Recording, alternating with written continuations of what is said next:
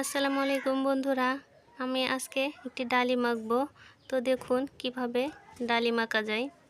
খুব সহজ নিয়মে আপনাদের বোঝানোর চেষ্টা করব। তো আমি প্রথমতই ডালিমের ফুল এঁকে নেব। এই তো দেখুন কিভাবে ডেউ ডেউ করে আমি ডালিমের ফুলটা এঁকে নিলাম। তো এখানে ডালিমটা আমি গোল শেপ করে এঁকে নেব। এই তো দেখুন আমার এক সাইড গোল করে নেওয়া শেষ এবং অপর সাইডও গোল করে নিলাম। তো এখানে আমি একটি বুটাও এঁকে নেব। এই তো আমি ডালিমের একটি বুটা ছোট ডাল আকারে একটি বুটা এঁকে নিলাম। এখানে আমি ডালিমের রং করে নেব লাল কালার, একদম টকটকে লাল হবে ডালিমটা পেকে।